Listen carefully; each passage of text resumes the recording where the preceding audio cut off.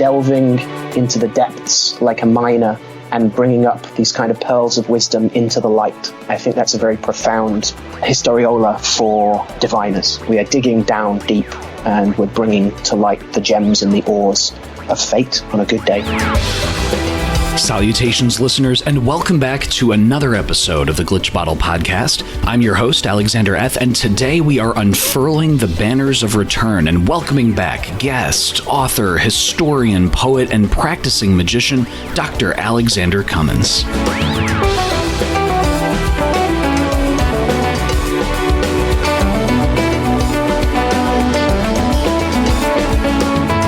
Now, listeners, if you haven't already, definitely check out the first appearance of Dr. Al on Glitch Bottle. That's episode number 29. Dr. Cummins is always such a pleasure to speak with and learn from, and this episode is no different. It is an esoteric tour de force of Dr. Cummins' thoughts on his geomantic practice, his synthesis of divination and astrological magic. We also nerd out hard about the Heptameron, insert thumbs up emoji. Dr. Al shares about how divination can help give you a flight check before a ritual.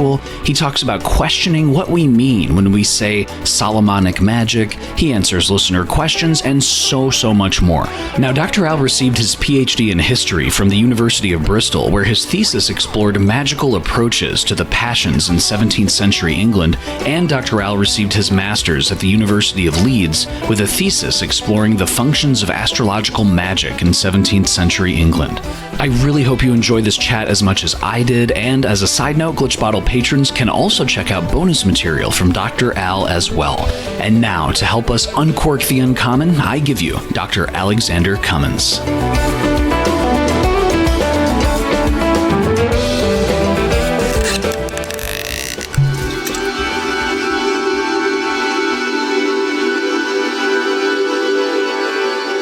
Dr. Al Cummins, thank you so much for coming back on the Glitch Bottle Podcast today. Thank you so much for having me. It's always a pleasure to return, and it's always nice to chat to you, Alex. How are you doing? Oh, I'm doing fantastic, and the honor's certainly mine, Dr. Al, because as we were just talking before the interview, it's like we start talking even before the interview, and I'm like, oh my gosh, you brought up the great point. You're like, we have to make sure that we're recording because it's so good. There's so many things to talk about.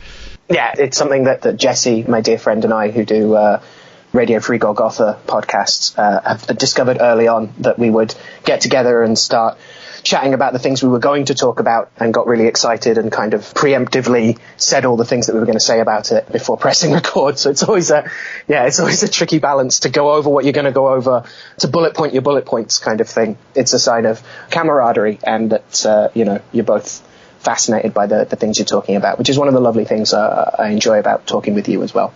So you just brought this up, Dr. Al, which is one of the awesome areas of expertise that you explore is, among many, many other things, the art of geomancy and geomantic operations. And I know earlier, a few episodes back, we had Sam Block on, who was talking about his approach to geomantic divination, geomantic operations, and he really mentioned his own technique and then really highly praised your own approach to geomancy. So before we get into the specifics of kind of how you approach it, can you just lay out, if there's a listener out there who might not be familiar with geomancy at all, can you just kind of give us the basic overall in terms of what the heck is geomancy?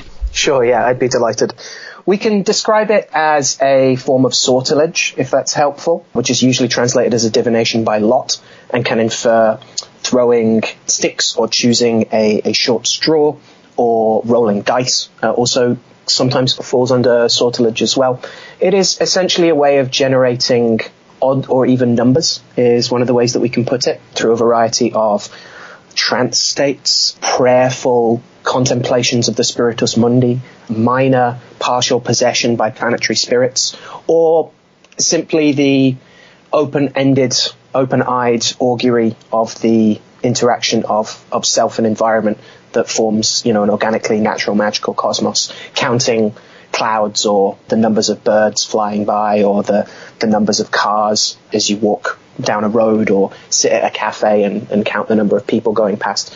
So one half of geomancy sortilege is generating odd or even numbers, and the other half is interpreting the patterns of those odd or even numbers according to the use and rules of astrology, as dear old Uncle Heinrich Cornelius Agrippa puts it, which is to say that geomancy utilizes the language of the stars, the grammar of astrology, if we like, without any actual measurement of the literal star weather, right, of where the planets actually are. Not an ephemerid's insight, we might say.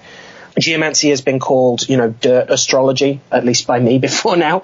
It's a kind of divination that is infamously practical and, without meaning to pun too hard, this, soon into an interview, a very grounded, but also very gnomic practice that can pull out a variety of informations. It relies on the notions that the planets and their influence have two distinct kinds of influence or specific effect in the world. And so it deals with the very grounded and very practical implications of those things. It also utilizes in its fundamental chart, the shield, as it gets called, the 12 houses of the heavens to be able to examine different facets of a querent or a client's life and situation.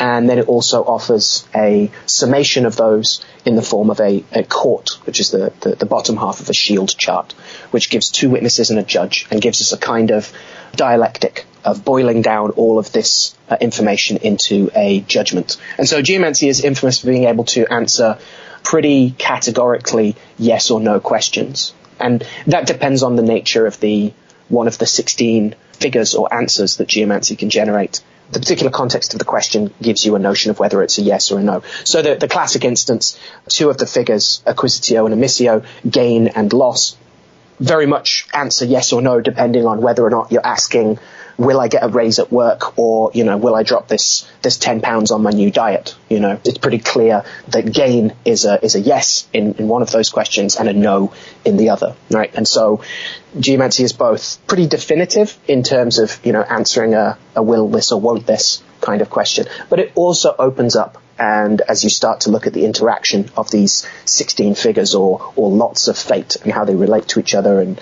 transform into each other, you start to build up a nuance, and a set of complexities is kind of a naturally emergent feature of the oracle. To that point, something that Sam mentioned is, and I'm curious if you see it the same way, is that geomancy is almost the exact opposite of, say, other forms of divination like astrology, whereas, just like you mentioned, in geomancy, you get the answer right up front. Once you go through the process, you get it up front, and then all of kind of the back information, it depends on how deep you go, whereas something like astrology, the answer isn't clear, but a lot of the other kind of ancillary, auxiliary information is there, and then you have to narrow down the answer. I mean, how do you see that in terms of how geomancy relates to other forms of divination? That's a really great question. Sam is a dear colleague, and his explorations are always very useful. I think he's very good at laying out these things. So I would encourage anyone interested in geomancy to listen back to the interview that you guys did recently. That was excellent. I think he's absolutely right for the kinds of questions that are like yes or no. You can very clearly get that yes or no because the whole chart, the whole shield, which is 15 or 16 places, if we think about like a 3-card spread. It's like a 15-card spread with the option of a 16th. You definitely, can boil down, you finish the chart, you get your final figure, which is referred to as a judge. It's literally the judgment on your question. And that will give you categorically whether, if all you want to know is a yes or no, yes, we'll absolutely give you that. But one of the things I enjoy about delving deeper into the chart, and to be clear, once you've got that, as Sam said, you can explore why that's the case and what are the underlying factors, what are the obvious factors, how do those factors relate to each other, what's the interaction between those things going on. You can get very detailed with it. One of the things I like to do is also ask questions or pose matters to take to divination around things like what to bear in mind about such and such. What should an appropriate engagement with this thing look like? And for those where there isn't a clear yes or no, then you're already allowing the figures to speak in a particular context that gives a deeper and more nuanced and more particular approach. As for how it differs, I think Sam also, literally pointed this out. For instance, in an astrological chart, Mercury can only be in one place at once, as much as it might like to be everywhere at once.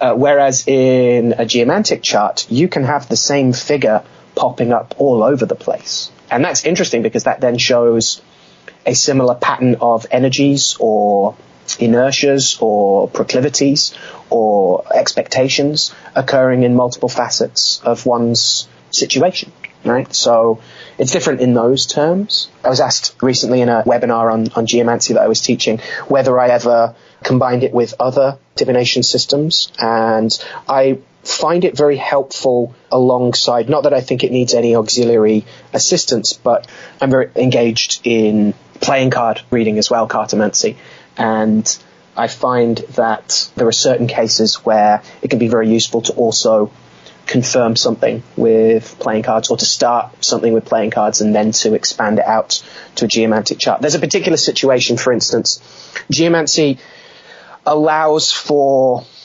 not every reading to be equal necessarily. It accommodates for the fact that life is messy and occasionally now is not the best time to ask that particular question. And it also accounts for the fact that the client may be under a variety of uncomfortable or extreme emotional states, or be looking to deceive the diviner even. You know, these are all things that you can tell when you throw a geomantic shield if you know what you're looking for. And one of the things geomancy does is if a particular figure, a martial figure, Mars in a really bad mood, figure falls as the first figure, Rubeus, then it is said by many early modern geomancers that you should abandon the reading. And when that's done, on the few occasions that turns up, because I make very particular ritual effort to ensure that it won't, if that turns up for a client when I'm reading for them, I will encourage them to do a cleansing of some sort, and I will often resort to playing cards as I let my geomantic stuff cool down, so to speak. And that will often give a quick fire, this is the kind of cleansing or this is the kind of grounding you need before we can proceed with the reading that you wanted to do.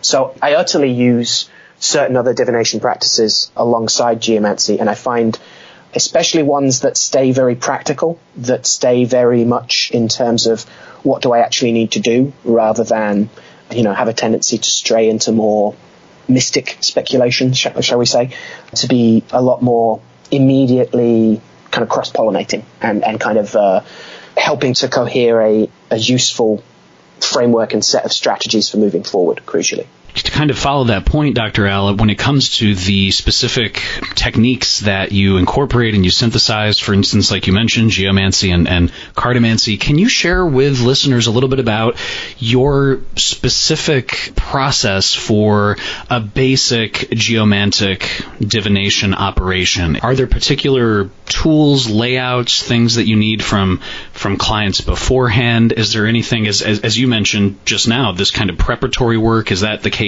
every time, or can you just kind of walk us through kind of the basics in terms of your own specific method? Sure, yeah. So I take a very spirit-led approach to my divination. I take very seriously not just the ethical ramifications to not be a dick about it, which is obviously important, but that this is a sacred ritual itself that, you know, locates the client in a whorling coherence, a loci of various influences, inertias, engagements, and, you know, habits, proclivities, interactions, separations, and so on. And so this is something that I take very seriously. I see clients most days, and every work day for me begins with, you know, certain prayers and preparations, baths, stuff that is not necessarily key to geomancy, but is key to my life as a diviner, that gives me strength and clarity and focus. And then specifically, you know, when we sit down, usually I conduct a lot of my sessions by Skype, because this is the future, and it's great to be able to talk to people from all over the world and in all sorts of different time zones. And so we will usually have a chat about what we've decided to read on, whether or not things have changed between the last email they've sent me.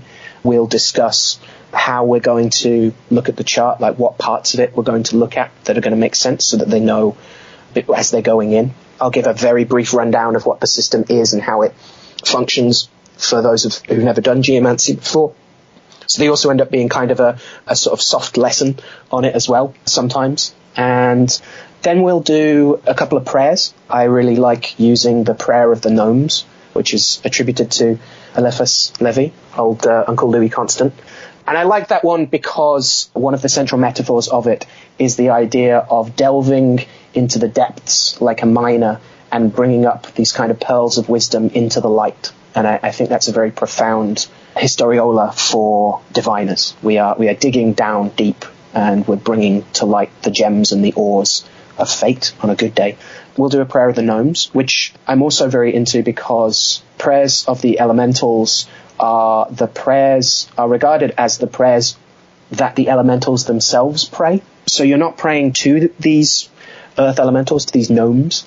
You are praying with them. You are facing the same direction as them, and you are bringing them into alignment, and you're bringing yourself into alignment with them by going to the same church, by venerating the same invisible king who dwells beneath the kingdoms of the earth, in the kingdom of gems, who never withholds the wages of his workforce, who has other admirable qualities. And once we've done that, I do a prayer of success as well, which I pour in from my grimoire practice. We're not meant to have favourites as grimoire scholars and magicians, but if I was to have a favourite, it would be the Grimorium Verum, and there's a beautiful Swiss Army knife of a prayer oration in there, the prayer of success, which I think is a list of names and invocations of spirits to specifically connect you with other spirits to be able to make more efficient whatever work you're doing before you. And it is literally whatever work you're doing before you.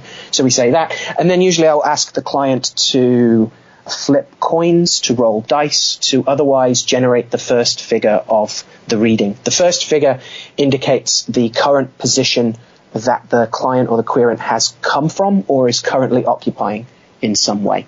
And this is read in a number of ways, but I like it to come from the client, especially in distance readings, as this further coheres the simpatico of reader and querent and client. And also because it is the first magical link that secures the client to the reading itself. And so I usually encourage them to do this with pocket change, actually, rather than, a sacred coin or medallion or heirloom dice or what have you. Because if the reading is warning about some very negative conditions, only half of my reading is about describing what's going on. The other half is how to move forward, and remediation and amelioration of conditions is a vital part, I think, for a diviner to be able to not simply say, well, look at this is a terrible situation, well, good luck with that, bye, being able to say, all right, this is bad now, or being able to distinguish a warning of if you proceed down this path, things will go awry, from things are already awry, how do we get out of this? So there's warning, and there's helping people have the tools to dig themselves out of particular scenarios. And one of the ways that I found effective to do that is to use the very means by which the reading was done. And so from the hands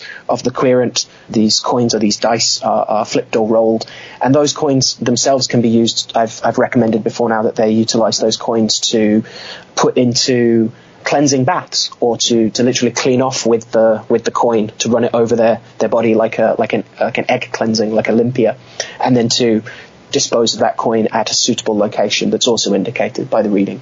Conversely, if the reading is really good and says, really available blessings are right here, you just need to keep on doing the thing, then that coin might form the base, or that dice might form the basis of a working or of a talismanic assemblage of objects in a jar, in a pot, or in a charm bag that the client can use to stabilize and to further work towards their goals and objectives. So that's normally what we'll do. Once they've generated the first figure, I'll generate the other three figures, which are referred to as the mothers, which are called the mothers because they birth the rest of the chart. And I use geomantic sticks, which are occasionally and kind of inexplicably called druid sticks, I think because they're usually made of wood. I think that's the only real connection there. I don't think ancient druids were using geomancy, but I use sticks that are dedicated to a particular patron spirit of mine. And I also employ a set of beaded talismans that I refer to as circlets, because that's what the spirit that taught me how to make them called them, despite the fact that a circlet is in fact a crown, not a necklace, or a beaded object that, like a cord, right, or like the magic circle. It denotes the space in which the reading is done, at least on my end. And these are dedicated to particular planetary spirits, depending on which day the reading is done on. And they're also accompanied by planetary tokens of the other ruling spirits, so that ideally one would do a love reading on a Friday, being the day of Venus, But on a Friday's reading, I will always have the Circlet of Kedemel set, but I would also have 7 tokens that have been washed and oiled for the other planetary spirits. And so we can do readings about, going to war, for instance, which would, ideally be saved for a Tuesday and a Mars day.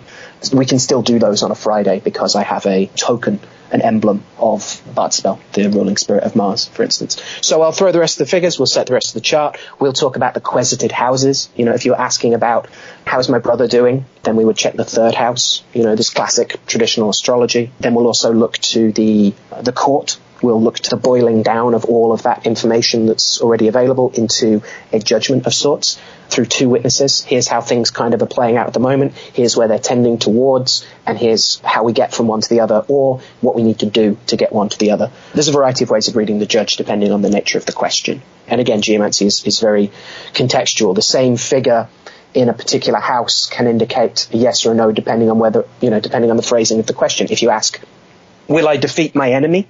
Depending on whether or not the enemy is known or not, that would be a 7th or a 12th house question. But if you ask, is my enemy strong, which is, obviously the opposite, a strong figure in that house could indicate that either you will defeat them or they will defeat you, right? So again, phrasing, very, very important. Beyond that, there are a variety of other things that we can pull out of a chart. We can look to underlying factors by tracing a thing called the way of the points, which occurs in some but not all charts. We can look to what gets called the index and the part of fortune of the chart. You can already see that geomancy heavily borrows from this language of astrology, which is referred to as a sister or even occasionally a daughter art. And the index and the part of fortune are also especially useful in the way I read in terms of looking for remediation of what to do about this situation that is being described and divined upon. In that, the index often gives a spiritual focus. It gives a sense of what kinds of prayers to be doing, to whom, and in what way. And the part of fortune gives a very grounded, practical approach. So there's a sense of combining both quote-unquote magical and a quote-unquote mundane kind of way of addressing a situation. And again, geomancy is eminently practical. I also interpret the figures utilizing a background in humoral theory. So each of the 16 figures is allotted an elemental ruler as well, in the same way that you get the elemental triplicities in the 12 signs of the zodiac. So each element has 4 geomantic figures associated with it. And so there's an elemental layer. But then each figure itself is a set of 4 lines of single or double dotted lines or rows. And each of those lines is also elemental. So each figure is a interaction between the 4 elements that's being mapped. And so there are a variety of humoral and elemental treatments that can be pulled out as well. And so that's one of the things that I find terribly useful, because humoral theory was the dominant medical model for an awfully long time throughout Europe. Discusses ways in which we can moderate and manipulate our health and the health of other people, and also the interplay and playing out of particular events, circumstances, and interactions, crucially. You can read not just on the humoral health of your own condition. Oh, I'm feeling very choleric today. I got very hot and bothered about, or very angry. I had boiling blood about this thing. You can also look to the humoral condition of a particular situation or a particular relationship. And so you're able to moderate that by a variety of remediating factors, which get referred to in the medieval and early modern literature as the non-natural factors, because they are non-natural in the sense that they are things that humans can moderate and manipulate and control. Things like your exposure to particular stars, right? The star weather, the astrology, the heavens, your exposure to particular airs and environmental conditions, your exposure to particular kinds of people in particular situations. If you're very anxious at the moment, maybe watching a bunch of horror movies isn't the best course of action if you want a good night's sleep. Likewise, depending on your innate humoral complexion or condition or constitution, that might be exactly what you need to vent your anxiety in something that you then feel better aligned to. And this is, again, an issue of cure by contrary allopathic medicine against cure by governance, of ennobling a corrupted set of humours. Which is all to say that I'm able to offer a range of remedies and strategies, ranging from anything from try wearing a particular colour more or less for, a couple weeks, to matters of diet, to habits of how you comport yourself, to particular prayers that you might say, to particular planetary workings you might do, to particular astrological talismans that you might want made, to a variety of other charms and talismanic objects that can also prove helpful. Baths, candlework, charm bags, temporary altars, a variety of things. One of the things I love about practicing this is that every remedy to an extent is pretty bespoke. There are technically, somewhere around just over 64,000 possible charts that could be thrown, shields that could be thrown in geomancy, and then within those, each of those charts could be interpreted radically differently depending on the question that was posed to them. So there's room for pretty much most people's question to be answered in a very bespoke manner for them, and for the aids and assistances and ameliorations that such a reading would offer them, being fairly tailored to their own situation as well.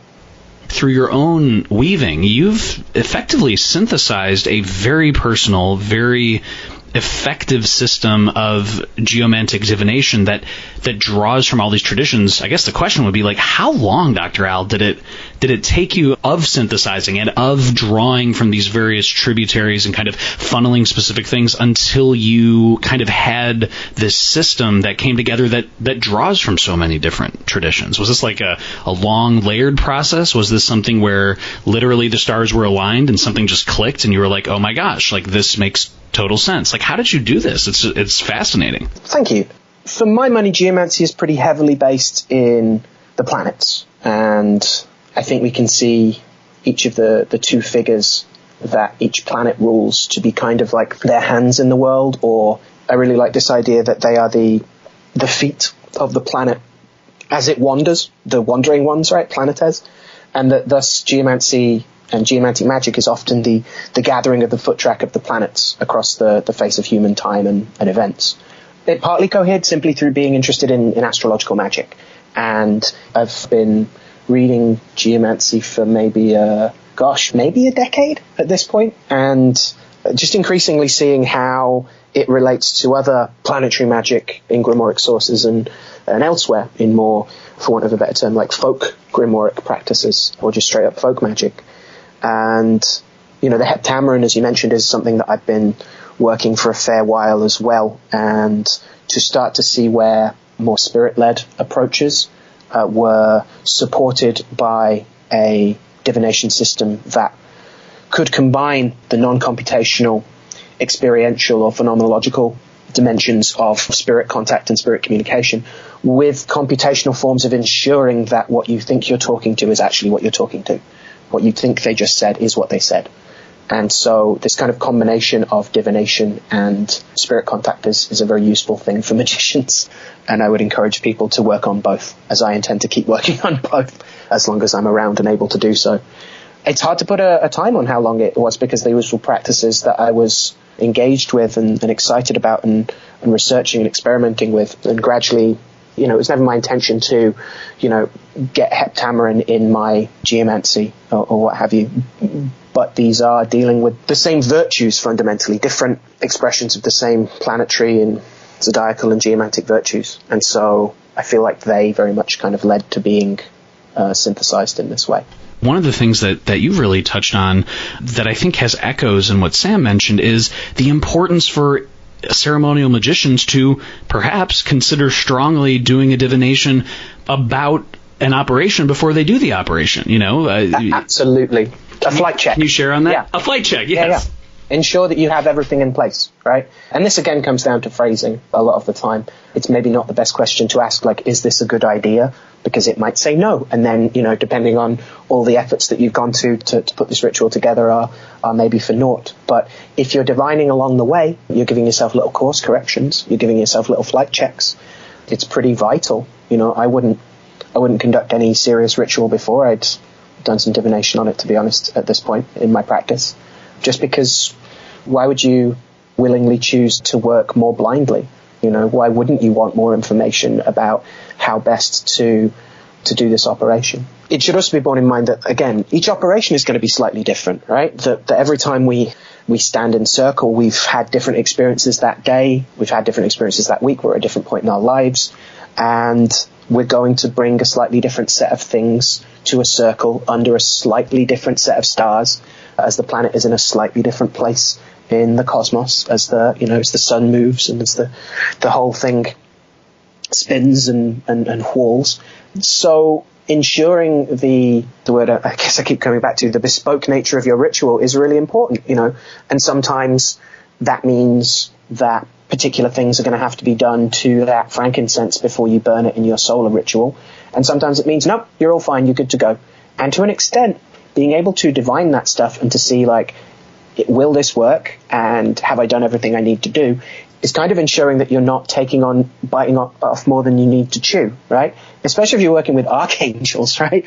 If they say it's cool, then, like, that's fine by me on the whole, right?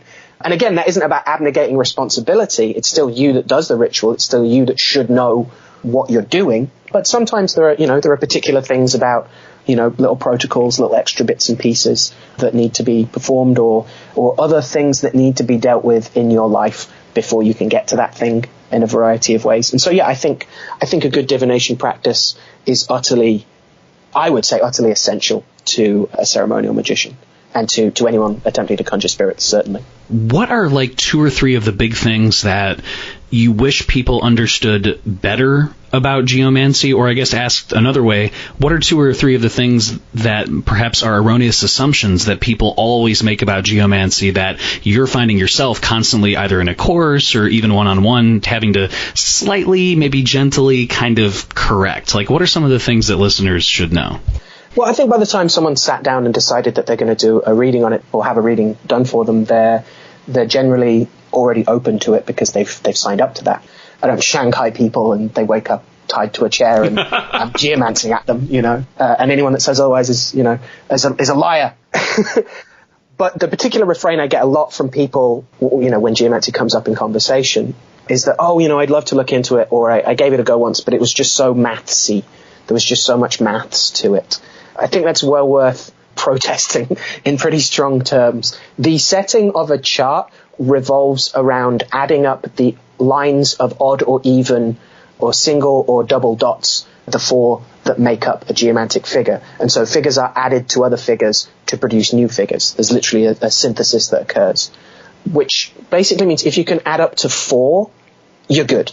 Right? That's all you really need to do, is be able to count up to 4 to set a chart. I wouldn't say it was mathsy. I was not great at maths at school. I'm living proof. Hopefully I can say, it looks mathsy from the outside, and there's certainly plenty of stuff because it's a binary system. Literally, there's a great talk by the mathematician Ron Eglash, where he mentions offhand the direct connection between early modern geomancers and early modern and later mathematicians, and names about 4 names in a lineage all the way up to the computer chip, right, to actual binary. It's literally that stuff. And again, my friend Sam is very good at exploring algorithms that are present in the interaction of the figures, and there is maths to be done if you love maths, and geomancy certainly seems to appeal to engineers and people who are practical builders, right? But there's at least as much planets in there, I would say, and certainly more elements than are present in any other divination system I'm aware of. If you vibe with your classical fire, air, water, and earth, then geomancy's got plenty for you to get stuck into and to meditate on and to utilize in your own divination and sorcery. Your grimoires on tape on Tumblr and on Instagram, you post these fantastic, really, really well done moments that kind of capture something either right before, right after a ritual. You kind of, explain and kind of talk people through, or maybe just put a caption that kind of delineates what you're doing. But for the listeners out there, Dr. Al, who might not be too familiar, can you share a little bit about ritual magic, perhaps doing something like if you're doing a solar rite? How does your ceremonial magical engagements, of course, relate to the geomantic operations, but how does everything tie together? And when you make these posts, what are kind of the overall goals? Like, is this something that you do for yourself or clients? Is it weekly? Is it as needed? I mean, it's just so great seeing the different pictures and everything else. Sure. Well, thank you. That's very kind. Well, there are a variety of things. Some of it's, I'm a big fan of this idea that one of the ways that we can talk about divination and, spellcraft not being so different, which is my favorite supervillain speech, we're not so different, you and I, is that there's this idea that when we're working with the lots of fate, we have an image of that piece of fate, and we can then manipulate that image to make it more likely that comes about, right? This isn't just, fiddling the deck and being a card sharp and being able to pull out the Lover's card. That's being a really unethical diviner as far as I'm concerned. But it is the idea that you could tell someone who wanted to do love magic to, place the Lover's card on their altar, for instance, and to use it as an icon. I would maybe suggest the Two of Hearts rather than the Lovers, depending on what was going on. And I would read on it to find out. So some of the stuff I do is talismanic work with the spirits of the geomantic figures themselves. And I say spirits plural because for me, a lot of the time, the forms and sigils of the 16 geomantic figures form these kind of haunted doorways that which different spirits come through, and they emphasize different aspects of the figure. So Acquisitio, for instance, Gain, which we talked about earlier, which is a Jupiterian figure, which I follow a form of geomancy that corresponds that to Sagittarius, the mutable fire, the fire that spreads and that wants to expand and take more on. There are some spirits that come through when I work, this Acquisitio doorway that are very much about, literal monetary gain. There are some that are about the gain of skills and experience. There's a strong pedagogical element to Acquisitio that are about teaching and about practicing, best practice in teaching and mentoring and coaching. There are some that express very traditional views, maybe even very conservative views about certain things. Acquisitio is a very lawful figure. It's generally a figure of honorable kind of conduct of knuckling down and learning accountancy and that kind of thing. And so these different aspects of the figure that might turn up in different delineations in a chart and in a reading also seem to have their own spirits. And so each of the figures has legions, for want of a less loaded term in spirit conjuration, that might come through and that might be willing to work. And so one of the things I do is I use the beaded cords, the circlets, which have stones that are keyed to the particular planetary and geomantic virtues that I'm working with. They'll often have an actual stone in the middle of those. Some of them have bowls, some of them have pots, some of them have scrying stones or a variety of other things. And I work a spellcraft based off that, of when Acquisitio presents itself as a useful figure of answers for a client who's maybe looking to expand their business, then we will work with that Jupiterian set of spirits, and that might involve calling those spirits to help empower a bath with herbs of Jupiter and of prosperity, like mint, or a variety of other things. It might call for sage, which is another Jupiterian herb, to give them the wisdom to make better investments and decisions, that kind of thing. I work that kind of thing, and I guess the ceremonial form, one of my main practices these days, along with a bunch of Cohere, is the Heptameron, and doing planetary rites to contact the planetary archangels, and also, again, more, as commonly, the spirits and ministers of those planetary archangels, for a mixture of advice and to empower certain things. So I posted a picture that I referred to as a solar rite recently, that was an operation done on a Sunday in an hour of Mercury, actually, not an hour of the sun, because it was about opening up connections to further prosperity. And so, along with a full Heptameron rite, we also asked the assembled angels and spirits of the air to empower a set of solar and mercurial herbs that we had divined on as being the best herbs for the job at hand. So here's a natural kind of way in which conjuration and later talisman craft, this batch of herbs, there were particular directions that were given to us of things to do with them, but they included making baths on certain days. They included grinding them down and using them in powders, which themselves could be laid or put into charm bags or other talismanic objects, to burning them as incense.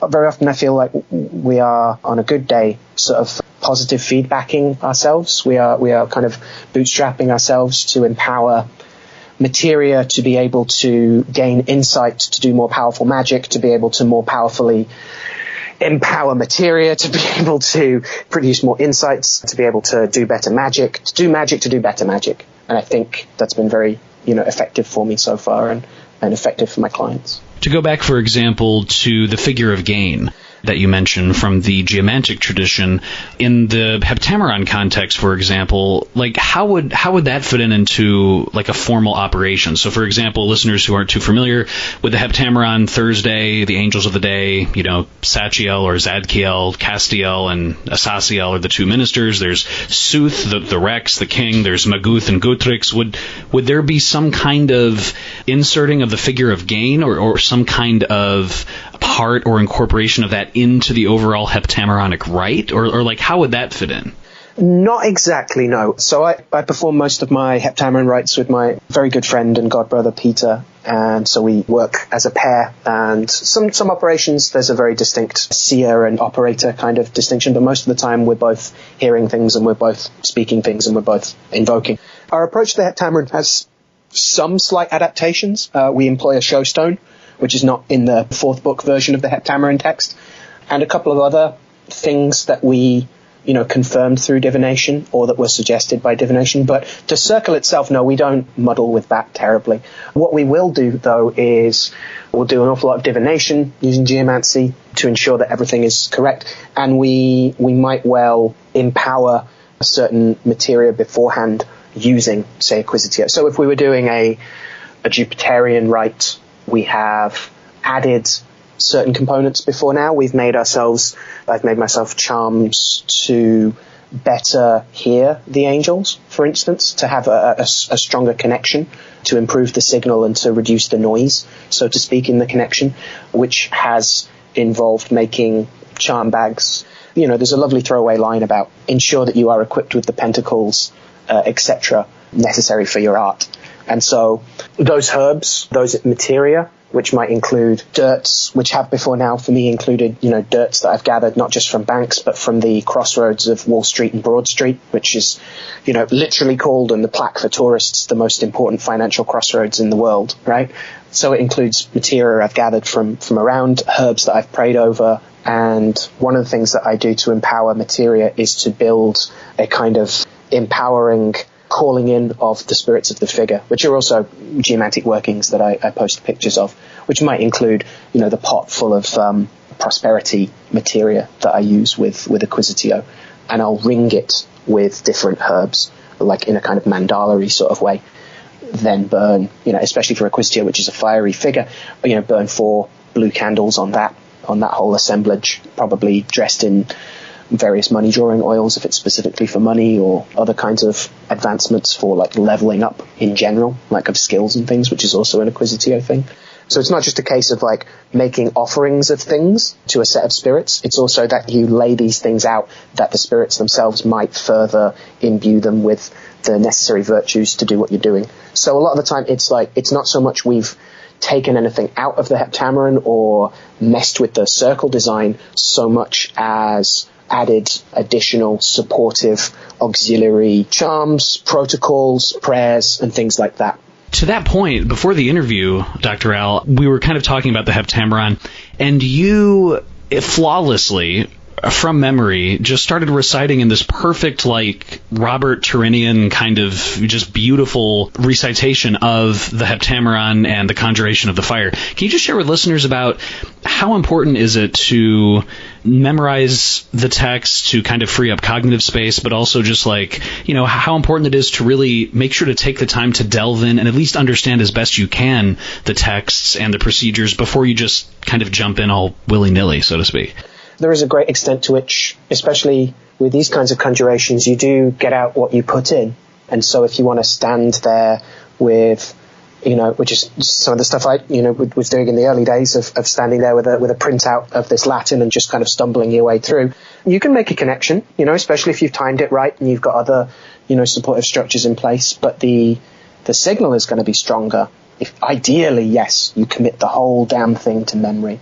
And there are various ways of doing that, which themselves, as someone interested in pedagogy and different ways in which different people learn right? The different learning styles. I find it fascinating that like a kinetic learner is probably going to start spontaneously generating certain gestural procedures that help them remember things. You know, you're anchoring stuff in a particular way of framing this. Or an oral learner is arguably going to maybe like record themselves saying this stuff on their phone or something, or a dictaphone or something, and then listen back to it, right? The different ways that we learn it are part of the thing, right? I mean, especially with like kinetic learning and like particular gestures for particular things, you're literally like coming up with new components of ritual when you do that, right? For me, I think I would say ideally you memorize, and we should all memorize. And there are points when I need to, you know, still knuckle down and get it better and flow better and emphasize certain parts of it and pause and not rush through it and things like that. You know, performance note stuff. But I would say what has proved most useful for me is writing a book, is writing it out, is having a book that is written in certain hours with certain consecrated inks and pens. The book itself has been, you know, consecrated, and building that, and I've been building a new one recently, has been utterly essential, I would say. I think, for me, at least. And maybe everyone's different. Maybe you can read it off your phone and you'll feel them just fine. It's partly what's done for us, I think. It's partly what puts us in the state to be able to perceive these agents of the cosmos. But certainly, being able to memorize it means that you can be looking around the room. You're not concentrating on a piece of paper in front of you or a phone in front of you.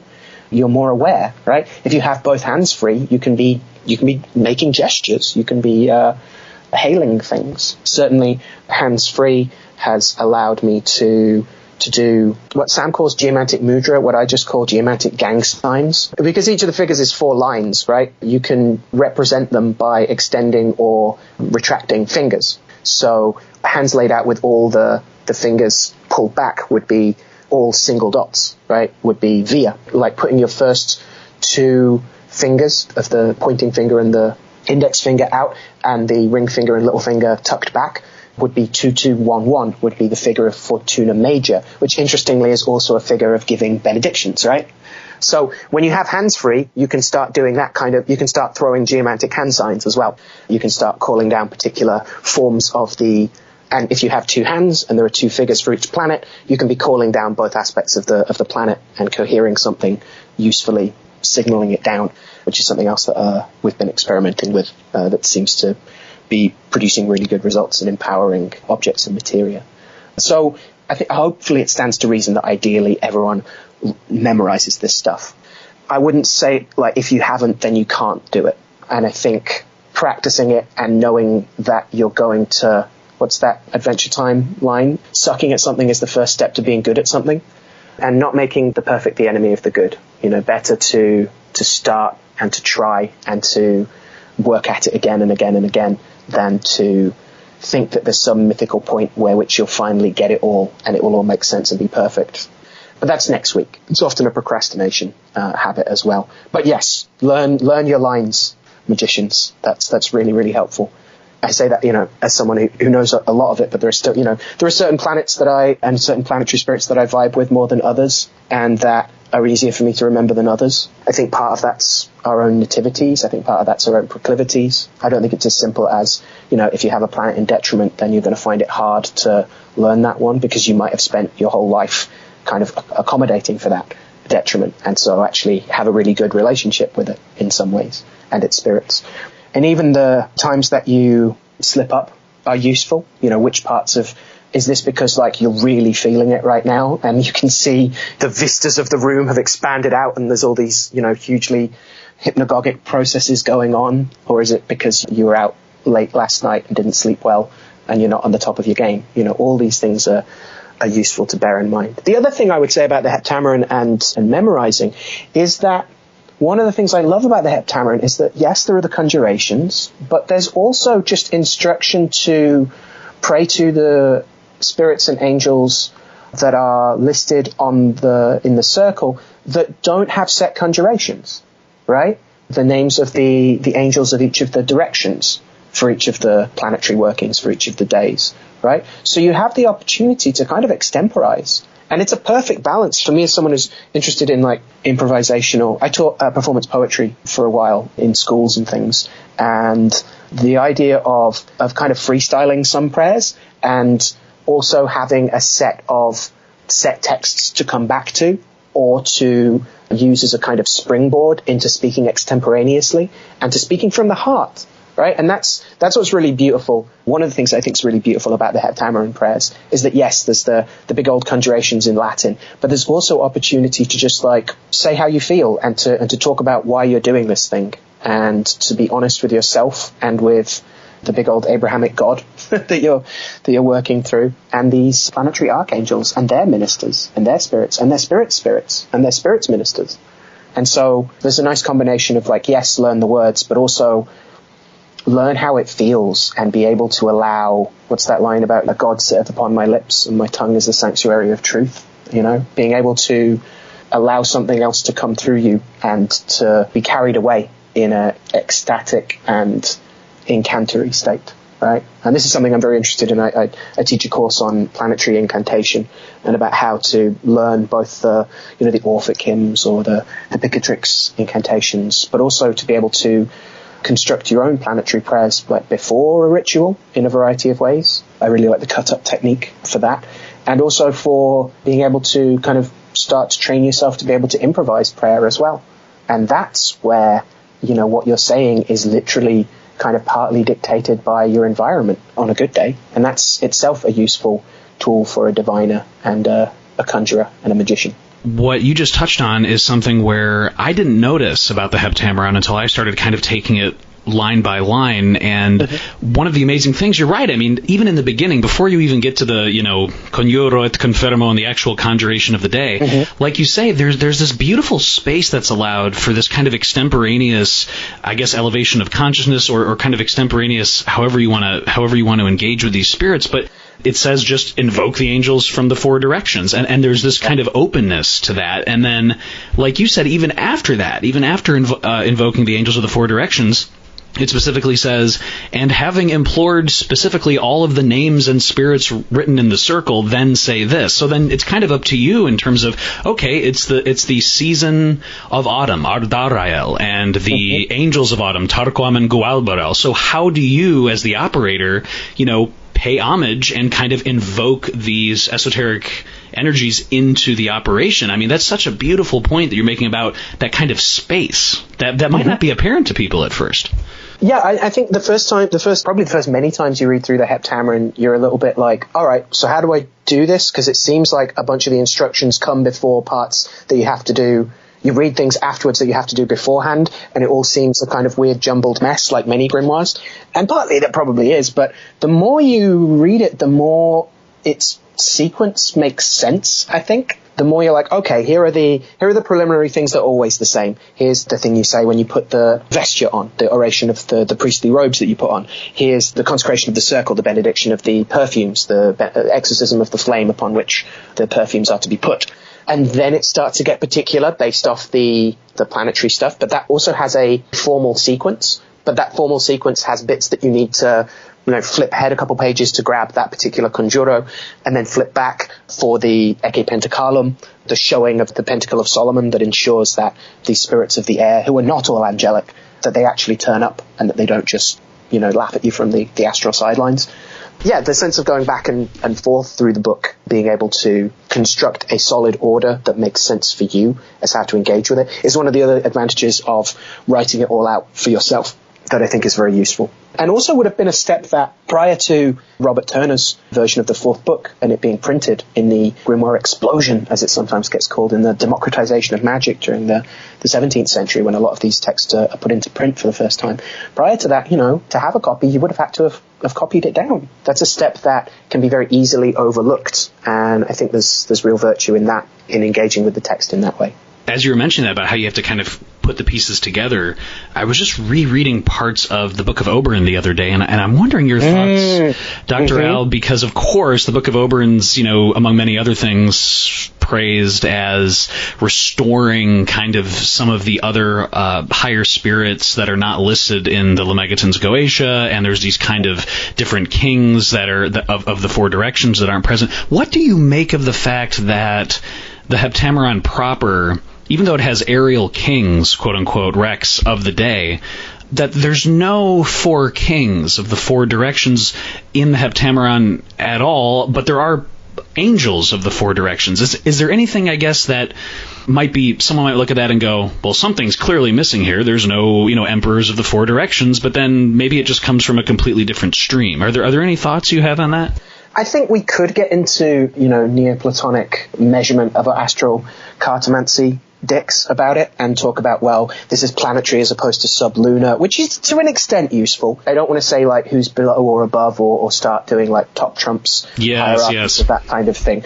But I think what it can show is that you are in a similar way. It certainly feels similar, not exactly the same, but similar to what I call the planetary cubes that you generate with the Picatrix. For each planetary working, you have the name of the angel in front of you and behind you, or the spirit, I should say, probably, to the left and to the right, above and below, in the center, and that is responsible for the talismanic orbit of the lot of them, right? The 7 of each of the planets. And this notion of like orienting yourself, literally, turning to the east, turning to the rising sun of the working, is still crucial, and that's where I think the lack of Orion's Paimon et al. Isn't a bug, but shows that for each planet there are these several angels of the directions, that whatever you're doing, you really should be addressing cardinality. You really should be addressing, I don't think it has to be 4. I think 4 is like deeply set into what gets called the Western magical traditions. And so that's kind of the easiest for us to go to. I've been part of rituals that did 7 directions. 7 around you, as well as the 7 of like above, below, front, back, center, left, left, right, right, A, B, B, etc. I think that when we're engaging with, especially when we're stepping into a circle, we're creating a space that kind of like marinates us in that planetary virtue. And because of that, it makes sense that each of the planets would have a separate set of spirits to call in the 4 directions, to come from those directions and to stabilize them. And so that makes sense to me. And while my own ritual room and the 4 kings are very important to my goetic practices, the nigromancy I don't port them into the Heptameron. I think it does just fine. It addresses cardinality. If it didn't, that would maybe be a different matter, but it does.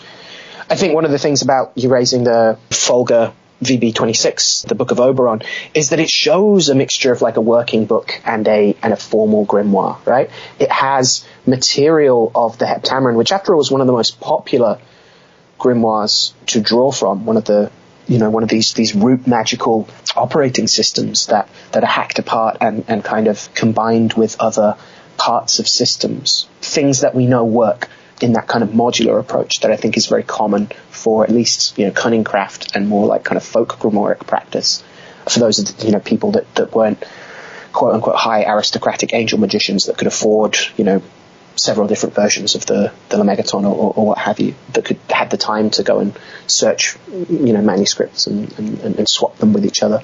But one of the things it shows is again that like parts of the Liber Juratus of the Sworn Book are being pulled in, which also has a very clear set of, this is where different spirits are not just associated with a particular direction, but this is where they come from. This is how you will know it's them, is partly, did they come from the Northwest, right? Which is something that you see in the excellent book, The Art of Magic, is when they're doing their operations where it's difficult to say, where they seem to enter into a spirit world, that most of the thing that they always record is not just what the spirit looks like and how it changes, but also the direction it came from and the direction it went off in. And then this gives us a fundamental nature of the spirits in some way. It's cosmological, right? It's not just about like, oh, it just happened to come from the West. It's like that means something. And that's all the more important when you know how ritual gesture informs what's done, right? You know that you're not just facing the right direction, but you're also not turning your back on something, but you're also making an effort to move, that there's a dance going on as well, and that you are hopefully dancing with these spirits rather than against them. this is late in the Heptameron ritual, but after, of course, the exorcism of the spirits of the air and all of this kind of, conjuring and very kind of forceful language, there is this, welcome spirits or most noble princes, because I have called you. Like, there just seems to be this kind of respect and deference that is given to the spirits as well, which is interesting considering there's, as you mentioned, there's all of that kind of extemporaneous allotment for the operator to engage in things, but then it's mixed with this kind of, very forceful language, and then there's this welcoming. It just seems like an interesting menagerie of syntax and just of ways to engage with spirits. It's just fascinating. The benediction of the perfumes, you're saying, let no false imaginings or wicked spirits enter this place, right? So you're asking for that to be the case, and you're employing, certain holy names and signs and pentacles and whatever else.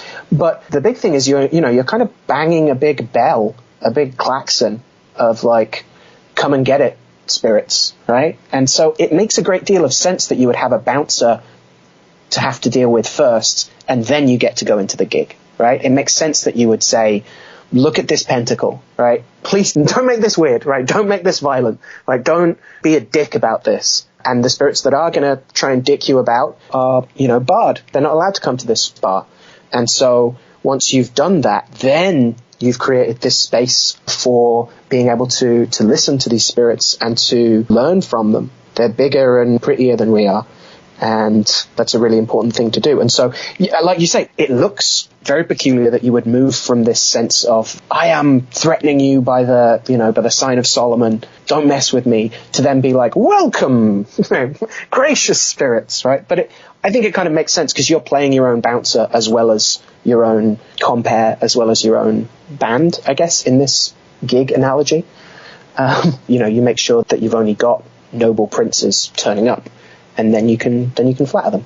According to the formal procedure of the Heptameron, of course, every operation is different and can vary tremendously based on the spirit and based on the previously established relationships. But to your point, Dr. Al, it's like, first you have to just, actually engage the spirits in some way. And then there's, according to the formal text, the massive amounts of illusory things, archers, yes, and things outside the circle, and all of these illusions, and then you have to say, Fujat hinc iniquitas vestra virtute vexilide, behold the banner of God, and then they disappear, but then you have to keep going, and then the spirits will finally show movement, but they won't appear yet, and then as you mentioned, you have to keep going, and then finally it says they appear, quote, in their proper form, which obviously is a very, let's just say lightly, an intimidating form. And then you have to keep going, playing the bouncer and saying, behold these conclusions if you refuse to be obedient. And then finally they will appear in a quote-unquote peaceable form. So I see what you're saying. Like, it's like there's this kind of building of magical tension. Yeah, that's a lovely way of putting it. And I think that exists.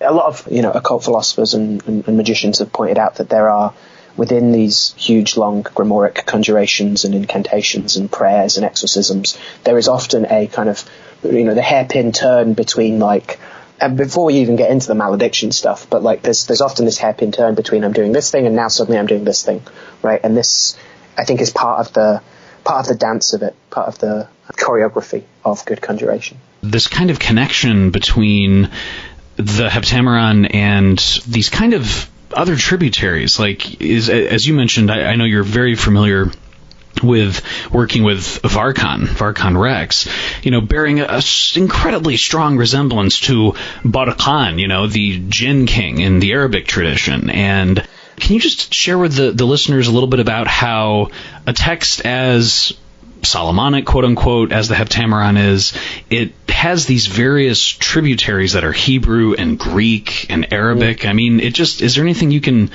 share about the cloak of colors that the Heptameron wears, where it just comes from many different sources? That's a beautiful way of putting it, a cloak of many colors. I really like that. That's beautiful, Alex. I think it's really important that we interrogate what we mean by Solomonic magic.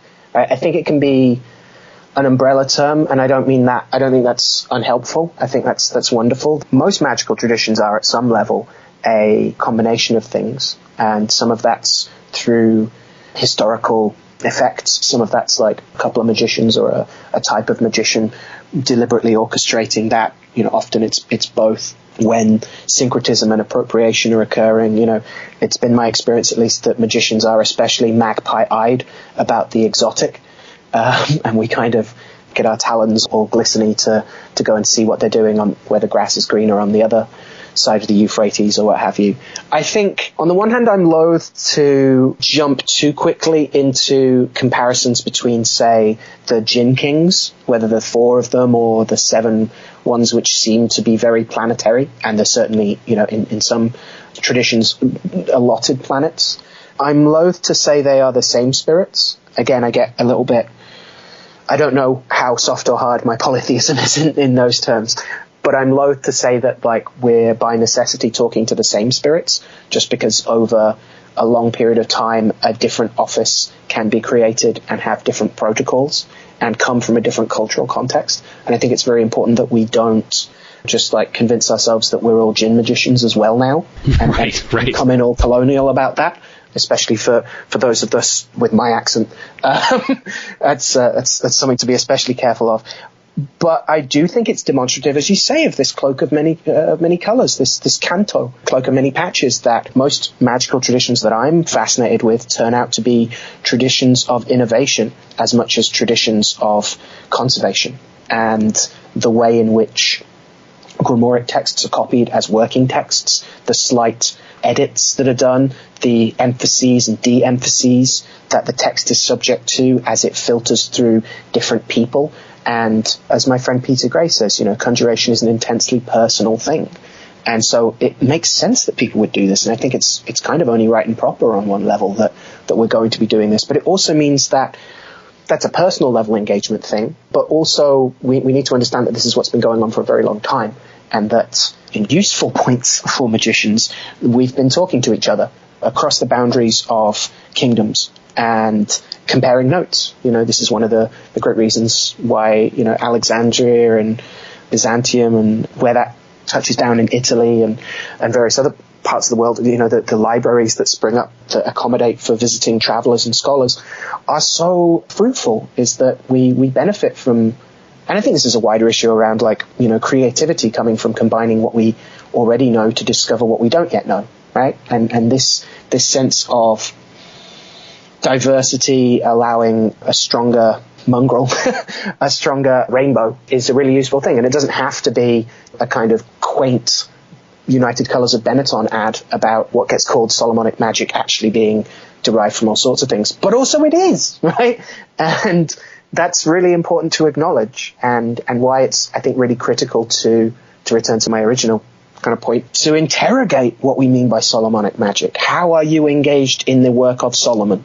How is that spirit or that set of spirits or that myth or that story relevant to your practice? How are you engaging with that? And for me, that's important in terms of my work with dead magicians and with the idea that we can learn from the shades of magicians themselves. Again, in that positive feedback loop of to employ the catchphrase of a very important exorcism documentary, who are you going to call? If not the spirits of the people who were doing this thing, right? That seems like a really sensible option to me. And so to do that and to understand that you are working from a tradition is literally empowering as well.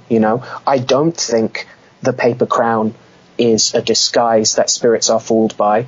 I think it's a way of acknowledging the pacts that exist, that are pacts made not just for the individual magician, but for everyone using that work going forward.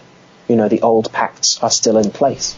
That's such a beautiful delineation, Dr. Al, because there is that kind of fine line. I'm reminded of when John King was on the podcast talking about imperial arts and his dealings with the Lemegeton's Goetia, and we were talking generally. I'm not sure if he really mentioned it, but one of the points that was brought up is there are people out there who say, well, using Adonai Shaddai El Chai is kind of against my Buddhist leanings, and so I'm just going to substitute names of the Buddha for all of the Hebraic names in the Heptameron, let's say, or in the Lemegeton. And I think John's point, and I'm curious your thoughts, is you may not even have to personally agree or whatnot with a specific grimoire as it's laid down, but if you're following it, the reason why you're following it is because you are successfully executing the mutually agreed upon terms between the operator and the spirit, as you said, those kind of pacts. And I see what you mean about how it's contradictory. Like, it is following a grimoire. It is empowering to have that tradition, and yet within a tradition like the Heptameron, there's this beautiful allowance for extemporaneous exploration. Yeah, I think so.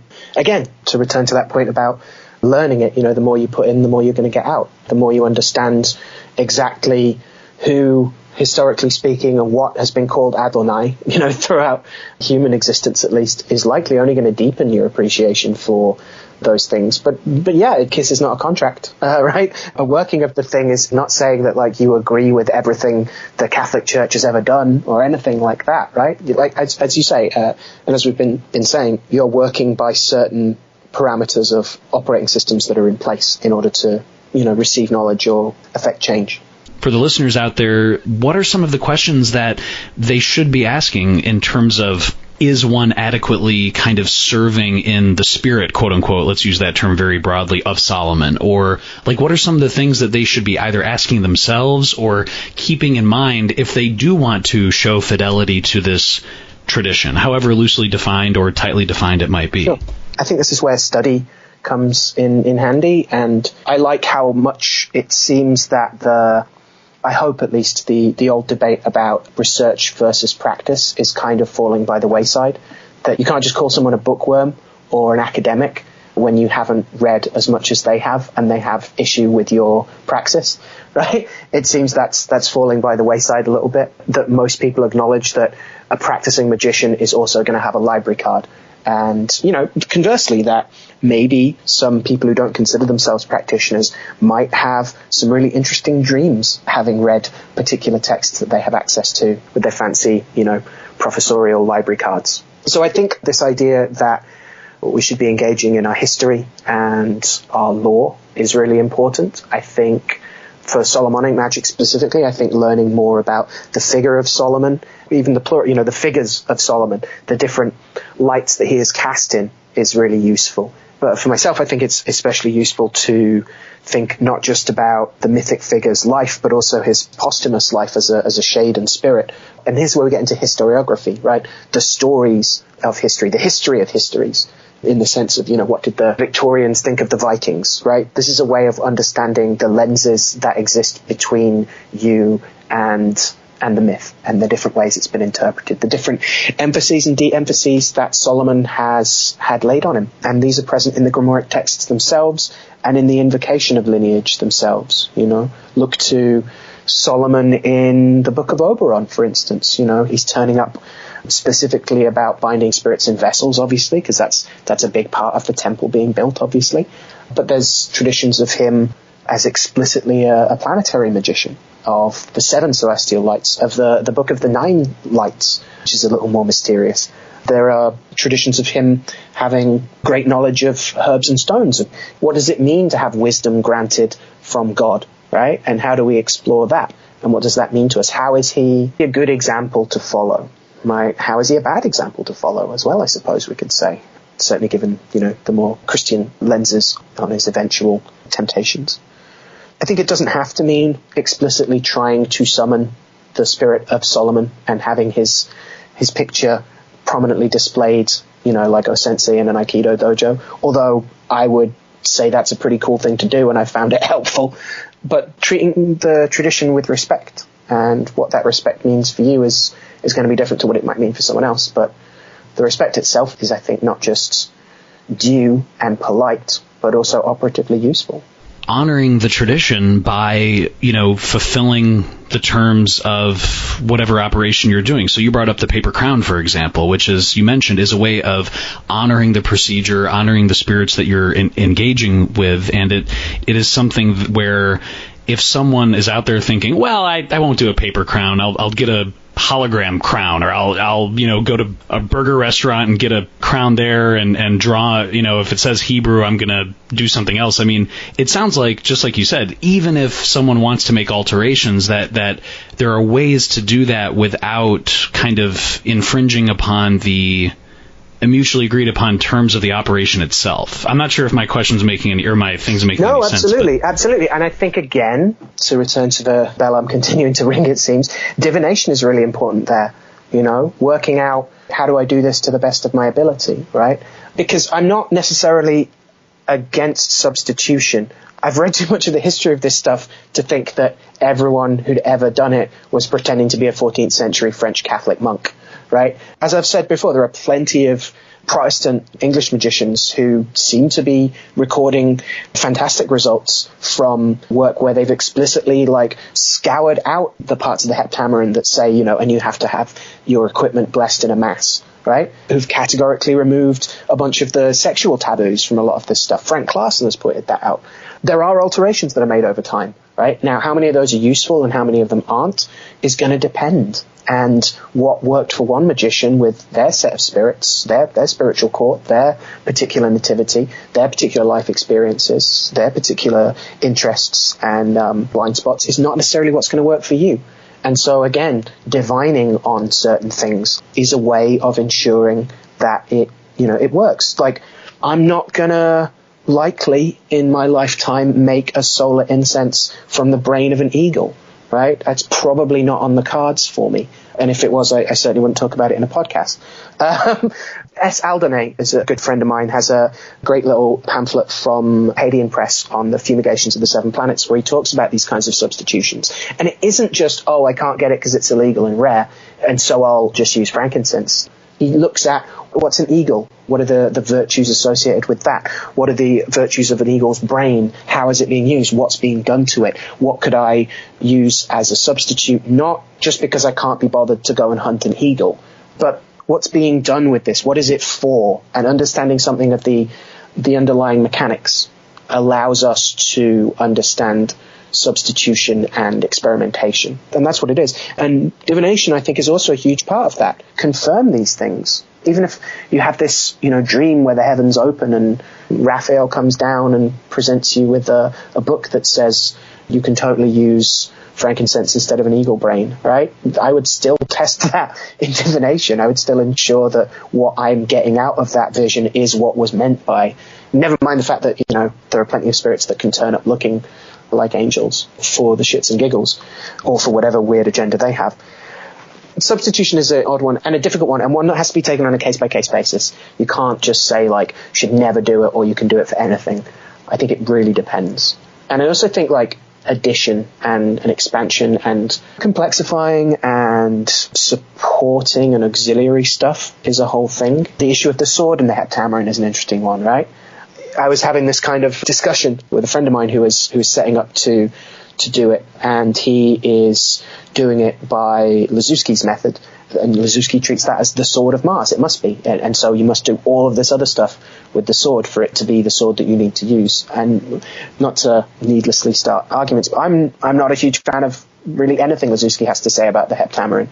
Honestly, I've never encountered anyone who's had anything like his slingshot effect thing, and nowhere in the text does it say that the sword has to be the sword of Mars. It's very clear what has to happen with the sword. It's about having the agla and the on it, right? That stuff is an assumption, right? And maybe some people do have to do that whole thing. Maybe for them it is necessary to do that. I don't want to sound like some fly-by-night chaos magician, but the divination that we've done said that we could use machetes, right? That's what we did. And we still treated them like the sword and did the various procedures that were necessary for them. But at least the divination I've done and the practice we've engaged with, Peter and I, hasn't required them a great deal. And certainly hasn't meant that we've had to spend, weeks and months doing a whole operation just to make a thing. I think there is something in what another Peter friend, Peter Gray, I mentioned earlier, says about there's a reason that you might call the tools in grimoires the trappings. That there are many, not necessarily deliberate blinds, but there are many potential pitfalls that we can fall down. And I think one of them is needing the tools to make the tools to make the tools to make the tools. And at some point, we have to be able to be frank and discuss what's actually necessary and determine what we need to do. And if that is arduous, then we need to do it. But if it isn't, then putting in all this extra effort at some point stops being virtuous and starts being a distraction. For some reason, I'm thinking of the Book of Abramelin, where there's all of these detailed procedures for engaging with the more infernal-leaning spirits. There's all these magical squares, but then there's that beautiful point in the Book of Ebermelon where it mentions that, your HGA will teach you all you need to know. You don't need to know, like, here's book 4, here's the magical squares, for example, or here's dealing with specific entities, but your direct engagement, as Terence McKenna said, your felt presence of direct experience is going to be the thing that is going to actually allow you to learn and find out what works and what doesn't. Yeah, ultimately that's the idea, right? Is that, it's all done through your responsible and respectful interactions, pacts, and co-creation with the spirits of your court and of your effort to connect with. I know what you mean, where there have been discussions where it's like people, I think, get paralyzed and they don't allow themselves to move forward in a magical operation because they say, well, I don't have a lion skin belt handy. I might as well say, screw it. I'm not going to go any further. Or, well, I can't use the aspergillum because the holy water wasn't blessed. But where do I get? But isn't the prerequisite to this? And it's just like a very malignant Ouroboros that's just eating its own tail in your consciousness. It's again making the perfect the enemy of the good. And I'm not saying that none of this matters and you should just feel it in your heart and it'll all make sense. There are materia that you need to use. There are gestures you need to use. There are conjurations that you need to say. But being aware of what's useful and what's necessary is, I think, really important. And your engagement with the text is going to be your engagement. And again, having ritual specialists and diviners on hand that you can ask. That's one of my favorite things to do, as a lot of my clients, aren't people who are necessarily even directly coming to me for teaching. They're like, hey, I'm doing this planetary rite at the moment, got this and this in place, I'm not quite sure about this, I just needed another set of eyes on this to make sure I haven't forgotten anything. Those are some of my favorite people to work with. I love working with people who are very new to it and are interested in exploring from 101 level, but I get a lot out of, being able to say, well, here's what we expected to happen, and here's where the divination says this is a little bit unexpected for me, and they go, oh, no, that's fine, I get that means this and this. And then I get to hear more about how other people are practicing. It's something that we should bear in mind when to do our own divination and when to outsource that out to ensure that we get a broader view of the bigger picture of our practice. I could literally talk to you about the Heptameron for hours, so I'm going to restrain myself, Dr. Al, I promise, because I do want to get to your future projects and everything else. But let me just, if you'll permit me, Dr. Al, just 2 more points that I hear myself get brought up, and I'm sure you do too, often about the Heptameron. One of them is the quote-unquote, again, we're talking about Dr. Lasuski, and it's based on Turner's translation, but the hissing that is heard in the 4 quarters, during one part of the procedure. But Joseph Peterson corrects this and says that according to the original Latin, it is that here the operator should, quote, whistle once on each side and immediately seeing movements. And of course, Joseph Peterson mentions that the Sworn Book of Honorius has detailed, elaborate instructions for preparing a magic whistle, and this goes into Solomonic trumpets and everything else. Have you incorporated anything in terms of those kind of things where it's auditory and there's something that is used as part of, as you say, the kind of devotion to the rite to call the spirits, attract the spirits, using sounds to kind of elicit a response? Does that play any specific part? It plays a big part in some of my work. It hasn't proved to be a necessary feature so far of the Heptameron work specifically I and Peter have been doing yet. It's something that we divined on, and it wasn't determined that it was something that we needed at this juncture. Now, that could well change in time, because I love the idea of the Solomonic whistle and the trumpet, and including even musical instruments, I think is awesome. And it's definitely something that I do with some of my work with the 4 Kings, for instance. I think Mr. Peterson is very much correct in the translation, and I think that really opens things up for a really useful tool. There's a couple cracking blog posts exploring the trumpet that Adam Pearson put out relatively recently that are well worth a look at on this kind of often overlooked piece of kit in the Solomonic toolbox. I would encourage people to look into that. Again, it's one of those things where if it's not quite clear, and also that one of the things that I want to point out is even with the formalities that are similar in the format of the Heptameron rites, my experience of certain archangels and what they require is sometimes a bit different, Jupiterian rites for us have been a lot more formal and a lot more kind of pomp and ceremony and a lot more churchy, for want of a better term, than, say, Mercurial rites, which tend to be a lot more wordy but also less stiff, for want of a better term. So there's variation in terms of the very rite you're doing on what day, and I think that's worth bearing in mind. I'm still exploring that. There's still plenty of material to be doing. What one, especially when you start getting into what one set of spirits says about another set of spirits rites that you were doing, and what to learn from them, and then what to learn from another set of spirits that are commenting on that feedback from that rite, right? It starts to cross-pollinate itself, and we start to see how the sun thinks of Mars and Mars's relationship with Venus. Like, that kind of stuff starts to complexify and to present particularly, occasionally, unique or site-specific requirements. In time, I would certainly love to work with more trumpets and woodwind instruments than I already do. I have a woodwind instrument for certain rites with the Four Kings. You mentioned too, Dr. Al, the importance, of course, of kind of finding that balance between showing fidelity to the tradition and also being extemporaneous versus, it says it in the book, that's it, that's all I'm going to do. And one of the examples that I know in the Heptameron I constantly think of is when it comes to the different perfumes that are allotted for each of the days. For Saturn, it says sulfur. Right. Yep. And I think, right, and so it's like, I think it was Dr. Skidder, I can't remember where I was reading it, but there was a little footnote, maybe it wasn't Dr. Rudd's Goetia, I can't remember, but either Dr. Skinner or David Rankin, or someone mentioned, like, this is clearly probably a mistranslation. Can you comment on, if it says sulfur, perhaps, just perhaps, maybe you probably shouldn't use sulfur, and probably sulfur was not what was intended. Can you, anything you can comment on that, Dr. Al? Yeah, I suspect it probably is a mistranslation. Personally, what I found in doing those kinds of Saturn rites, this was a while ago, was the compromise ended up being a quarter pinch of sulfur in myrrh. And that's what I ended up using on a practical level. That was what Divination confirmed was useful, and I got good results out of that. I don't think it's utterly out of Saturnine character. If it was sulfur in, Venus, then that's madness, right?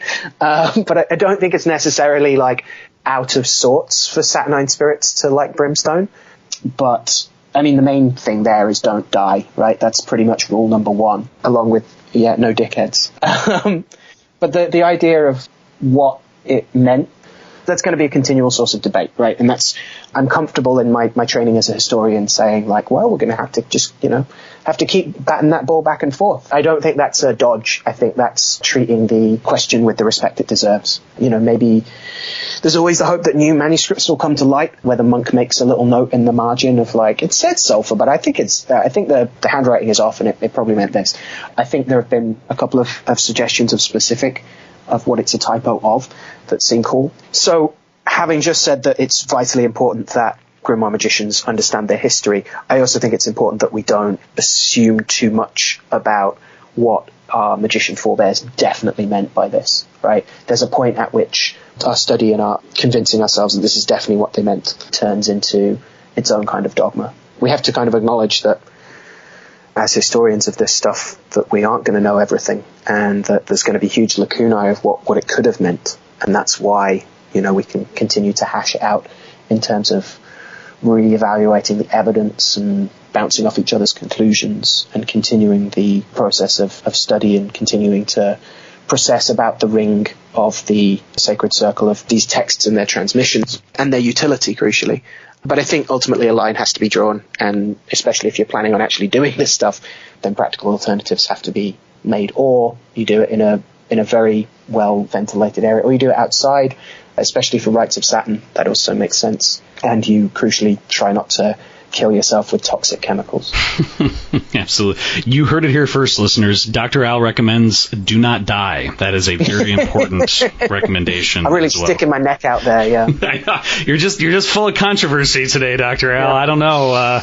But no, you're right. And, in your case, you found a beautiful synthesis or a beautiful way to kind of extrapolate upon the original printed, sulfur, and including a pinch of sulfur in myrrh just seems to me like to be a very beautiful way of showing fidelity to, as you mentioned, it's clearly not out of the ordinary to have those sulfuric properties for a Saturn-based spirit, but yet you're not, just billowing sulfur smoke everywhere and risking life and limb. Yeah. I mean, if we're talking Saturnine dangerous ingredients, it's also worth mentioning in reference, not that I want to get stuck into it, but in reference to, the witch's ointment, the flying ointment kind of debates about how much this was actually going on and how much it was kind of a recreation after the fact that nevertheless started to gain momentum as a revival kind of tradition. Looking at, many Grimoire texts, the Saturn ingredients are, henbane, hellebore, opium, mandrake, various other tropane alkaloids, substances. It's kind of no wonder that people closed down the circle, but nevertheless, saw spirits dancing behind them all the way home. Saturn is indeed, the night is dark and full of terrors, right? Right, yes. There are plenty of others. So I'm not disagreeing that Saturn doesn't have a long and storied history of dangerous materia or materia that are going to significantly affect the practitioner. As all these materia are, hopefully, right, on some level. When you look into Agrippa talking about why we suffumigate and the importance of breath and words and speech, and not just that the spirit coheres out of this materia, but that we ourselves are brought into alignment and our spirits are gladdened or saddened, depending on what kind of work we're doing, to do this stuff. And it's again an act of simpatico, right, of sympathy. I cannot remember, Dr. Al, where I heard this. I believe it's Agrippa's third book, but I might be wrong when it comes to suffumigations and the importance of that literally drawing in the breath and literally inhaling the frankincense is a form of almost Eucharistic kind of transubstantiation, where there literally is this intaking into the body of whatever planetary energies are there, and that act of conversion, of taking it in, is almost, in at least a Christian context, like very akin to the Eucharist in a certain way. Yeah, for sure. And it's something that I, again, talk about in the Planetary Incantation module that I've taught before now, and that I do as kind of private classes for people, starting with breath and starting with a variety of ways of cultivating the spirit, as Agrippa puts it, and what that means and how we are interacting with our environment and that kind of thing. What are some updates that you have in terms of upcoming works, publications, and also perhaps new endeavors that you've decided to take on? What can people look forward to with The Good Doctor? Sure. Well, this year, I was enthusing last time I was on that this year is still set to be the year that my work with my good friend and colleague Phil Legard on the excellent book of The Art of Magic should be coming out through Scarlet Imprint. That's formally been announced, so I can reveal the name of the publishers. They like to work in mystery, and they're great friends and allies, astoundingly competent and inspiring magicians. So I'm very pleased to be working with them on that. I'm working on some geomancy books, some geomancy reference books. Happy to talk more about those. Continuing to teach webinar courses on various aspects of geomantic, divination, and magic through Wolf and Goat, the excellent store of magic and materia run by my good friend Jesse and his business partner Troy. And the upcoming ones for that are I'm teaching one at the moment on casting shield charts for determining crossed conditions and whether or not you are indeed cursed and what to do about it if you are. So a protective magic course, essentially, how to divine and then do work to uncross yourself or to cleanse yourself or to engage in counter-magical tactics to return the curse, those kinds of things. Also have one upcoming about the two more mysterious figures of Caput Draconis and Cauda Draconis, which obviously are the names of the north and south nodes of the moon, but are themselves kind of like more discrete entities and sets of spirits in geomancy. And so we're doing a course on those called Here Be Dragons, because I am a romantic at heart. I'm also going to be teaching my course on the fourth book of occult philosophy. Again, taught that like once or twice before. I'm going to do that again via webinar, which seems apropos to mention considering, how much we've been nerding out about the Heptameron. Yeah. And it's a 3-part course where we go through, it's for orienting and reorienting people on what I think is useful in the fourth book, from its geomancy to its necromancy. There are like instructions on necromancy in there, to the Heptameron to even the dialogue on magic as well that's in there, and the various other bits and pieces, and some of the history of how this was one of the very popular texts owned by certainly cunning folk of the British Isles and more folk magicians, as well as high ceremonial aristocratic angel magi. So I've got some courses coming up, which people can find on my mailing list or via email direct or advertising on Instagram and the Facebooks, which are the two main social media things I engage with. And yeah, I'm working on some geomancy texts, and there may be a couple pamphlets that I'm kind of toying with at the moment. The main geomancy book I'm working on is dealing with the 198 delineations of the 16 figures in the 12 houses, and so that's a big reference text basically. I'm tying it to the ingress and exit of the sun through the band of the zodiac and through the zodiacal correspondences to the geomantic figures. So each of the chapters on one of the figures and their delineations is keyed to a particular time of year. So I'm cracking away on that, but as with big, long writing projects, it's sometimes nice to have a little holiday and just bang out a little pamphlet or something. So I have some plans to do some on some of the aspects of my work, like circlets, and potentially a project on planetary wands as well, which is something I've been experimenting with for a little bit.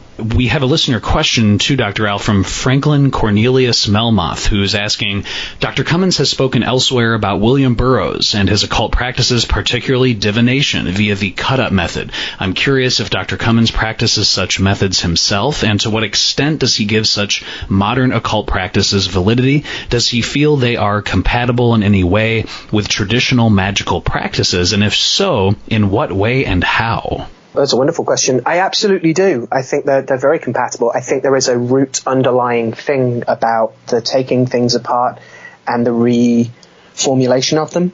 I think there's a sense in which the cut-up method absolutely embodies a certain take on the alchemical solve et coagula. I think there's definitely a sense of boiling things down to their composite parts or tearing them apart and then patching them back together, right? A lot of our endeavors are about analysis, literally taking apart and then cohering again, right? Yes, that quote about creativity might be considered the act of rearranging what we already know to discover what we don't yet know, right? I think of the goetic chimera. I think of the epistemological difficulties that were faced by various peoples as they expanded past the typical terrains that their culture was familiar with to describe animals they'd never seen before. This is a source of, historic bestiaries a lot of the time. How do you describe something you haven't encountered before? You have to patchwork things that you already know. Oh, it had the head kind of like a dog, but also like the legs like a deer, etc. Right? So I'm interested in it from an epistemological perspective, how we generate knowledge about things and how we speak of them and how we interpret them. I think Burroughs himself, it should be borne in mind, was a practicing magician. As there have been many, many essays and people who've dove far more deeply into his work and biography than I have in print that have pointed this out again and again and again. It's also my experience that the old man is pretty valent to turning up if you call him. I know many practitioners, I'm thinking especially of my good friends and colleagues, Caitlin Foisey and Vanessa Sinclair, who I don't think it's any secret that they work with the spirit of Bill Burroughs quite extensively. Bring him a cigarette and some knives and he will show up, probably. So yeah, he's another dead magician to work with. I think you can frame him like that. I think the cut-up technique is demonstrative of something about the way that, we talk about cutting a deck of cards, right? The idea of making a cut and separating things and rearranging them into something else is really interesting in light of both aleatoric endeavors where, we randomize things, we allow the cosmos to speak to us through the randomization of things, the augury of picking up stray bits of paper and reading them as if they're a message from the heavens is something, humans have been doing for a very, very, very long time. But also, it's important, as Burroughs also emphasized, that you are the editor in that situation. You decide what the text is going to cohere into. And so it's this beautiful interplay. Again, the choreography of conjuration, right? The interplay between the randomizing elements and your own endeavor. And hopefully that doesn't mean talking over the universe, but it might mean collaborating. So for people interested in more of the discussion of cut-up, I do have an essay in Scarlet Imprint's Mandragora, which is specifically on cut-up and its implications for occult philosophy, its basis in certainly early modern occult philosophy and magical practice. There's a lot of discussion about scissor magic and how old that is. It's an interesting one to frame as this is a modern practice. It was, formally named the cut-up technique in the 20th century. And I think scissors are really interesting because on the one hand, I don't know, I think about them as quite a modern tool, right? And yet, if we include shears, then, we keep finding Egyptians who had them, right? Like ancient Egyptians. Old as balls.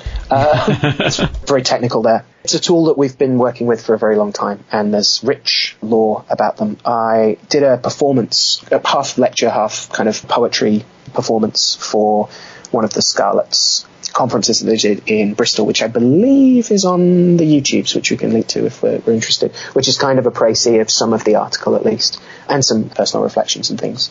I encourage people to play with the cut-up technique. I think it's a great way of being able to engage with a thing and also give it your own spin. One of the exercises I encourage people who are interested in writing their own planetary rituals is to take their favorite parts of, various set texts, whether that's the Orphic hymns or the Picatrix incantations or even parts of the Heptameron conjurations, and to cut them out and to reformulate those words with other words that they think are useful, and to use those as the nodes through which you can play spider diagrams. You can feed those terms into a thesaurus and pull out 20 words that are like that word that might cover some aspect of the planet that's a slightly different emphasis, and thus you can use these you can cut away and reduce down and then expand outwards again and recombine and be your own editor of your own love letter to a planet. Sam Martin is asking,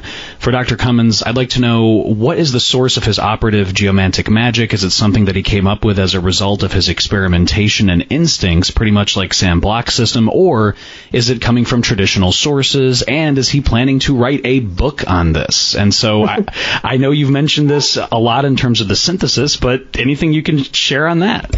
Sure. My approach to geomantic divination and magic and spellcraft comes from a combination of as deeper insight as I can dig for myself in traditional sources and in traditional approaches to magic. By traditional, I'm an early modernist mostly, which is a nice combination of some changes occurring, some urbanization is starting to happen, along with some of the, what Frank Clarson calls the old dirty medieval magic.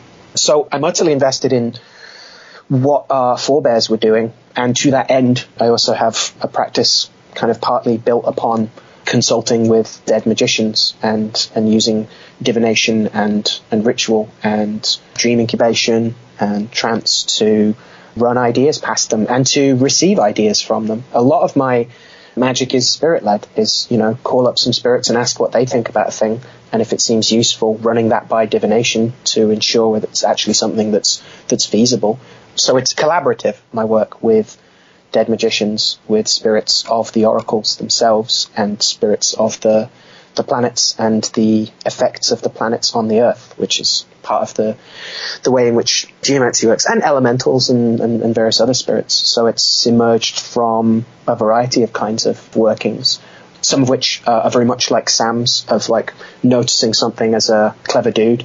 Sam most of the time, me on a good day, and being like, that looks like something that I could use to do this thing, and then, testing it, experimenting it. But a lot of it's come from just building the means to be able to get good advice from spirits and dead folks who are a lot cleverer than me. Well, and then this kind of flows right into a question from Ellis Bastian, who's saying, perhaps he's already mentioned this, but I'd like to know if Dr. Al has any suggestions of books or other sources on geomancy for a beginner, specifically about interpretation and meanings for the different figures, their associations, planetary and otherwise.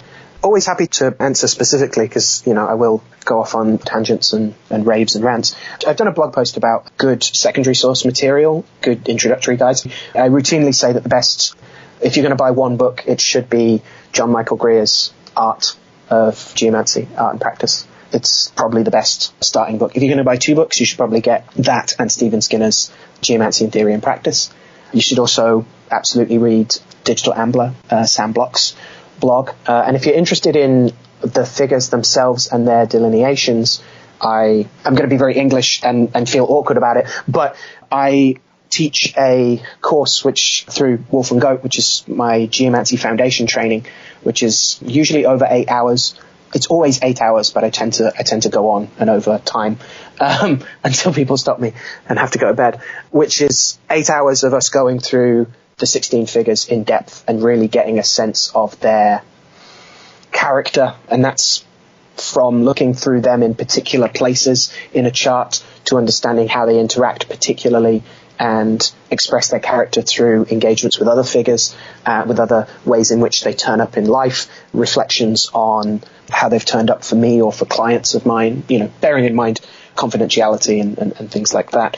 I try and include in each section like a pub crawl of treating each of the 16 figures as if they were a kind of bar and describing the kind of bar they are. So a lot of the time, I think about Poor as a really bro-y sports bar full of alco pops and, cocktails named after medieval siege weapons, whereas Tristitia, the figure of sorrow, is very much like an experimental poetry night at a goth club, that kind of stuff. And it's partly fun and it's partly to give a sense of if this figure were a trope in a movie, what would it be? Down to courses I teach as well on here are 3 different stones, minerals, and compounds that you can use to evoke the spirits of this figure. That kind of thing. So if folks are interested in doing an initial deeper dive once they've read through Greer, then they can take my Geomancy Foundation webinar, which runs every couple months. Happy for folks to reach out and talk to me about what they're doing if they've been. I speak to quite a lot of clients and students who've been doing it for a while, and so you might want nothing so much as a full, divination session on what they're doing, but might want just to have a chat about it. That's a service I offer as well.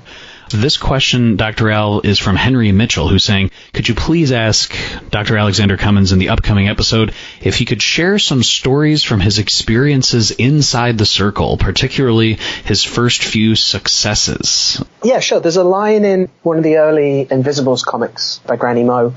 Something happens, they're doing a rite and it works. And one of them says, it's always a shock when it actually works, isn't it? And it doesn't matter how long you've been doing this. There's always some part of you that's kind of vaguely surprised. There's also another part of you that's utterly yes, this is in accordance with what should have happened. This is good. There are particular things. I don't like the idea of bragging in terms of I did this right and it totally worked. But if they don't, then you should be definitely reassessing things. I like, say, Lon-Milo Duquette's approach of talking about his failures and what went wrong about rites and what he learned from them. You definitely learn at least as much, if you're serious, from things that fall flat or that maybe even blow up in your face a little bit. I know, my friend and colleague Jake Stratton-Kent is very much a fan of the burnt fingers approach, as he puts it. Even the first time, I've been doing the Heptameron for a while in a variety of formats, but, I've only been working over the past... It's not been as long working with my friend and magical partner, Peter. Certainly the first time we asked a question and both distinctly heard exactly the same answer, which was very unexpected from the spirit in question, that both of us didn't mention because we thought it was, either interference by another spirit or our own active minds or something like that. And then debriefing afterwards, being oh no, that spirit totally said that weird thing that now makes complete sense with the rest of the things that later came out of that session. Like I say, the first time it clicks, or the first time you have, which is one of the advantages I would say to working with someone you trust at least. It's a deep bond to work something so personal, to step into circle with someone in conjuration. But the first time you realize you're both talking to the same thing and receiving the same answers is a really beautiful moment. It encourages a camaraderie and a respect and a love that I certainly have for Peter, who's a dear friend and god brother, as I say. So yeah, I would encourage you, if you have someone, if you want to work on one of these with someone else, that's a great way to gently push and support each other, to level up through it, and to bounce ideas off and that kind of thing. Historian, poet, return guest, practicing magician, Dr. Alexander Cummins, thank you just so much for taking the time and stopping by the podcast today. It's a grand old time. I always enjoy chatting with you, Alex. I look forward to staying in touch and also to listening to a bunch of the other people that you have on. The podcast is one of my favorites to sit and listen to while I'm beading or transcribing grimoires or whatever. So thank you for the work you do and for the support that you give to these communities, and wish you the absolute best with what's coming next for the podcast. Okay, listeners, I hope you enjoyed that chat as much as I did. I had to restrain myself with Dr. Al because it would have been really, really tempting to just go full-on Heptameron for 3 more hours, so we'll definitely have to discuss that next time. And one of the coolest things about Dr. Al, aside from his wisdom, is his sense of really wanting to help people and work with others to either improve their practice or to help them move through situations in life, and I truly appreciate Dr. Al's time in stopping by the podcast. Also, there's bonus material for Glitch Bottle supporters on Patreon, which a huge thank you to all the Glitch Bottle patrons for your support. It is so wonderful to be able to chat with you, dialogue, and to go in depth on specific magical topics. And as always, you can subscribe to Glitch Bottle on YouTube. You can also listen to Glitch Bottle on iTunes and leave us a review there as well if you'd like. You can also listen to Glitch Bottle on Spotify, Spreaker.com, and Stitcher Radio. As always, this is Alexander Eth reminding you to invoke often, uncork the uncommon, and keep the light.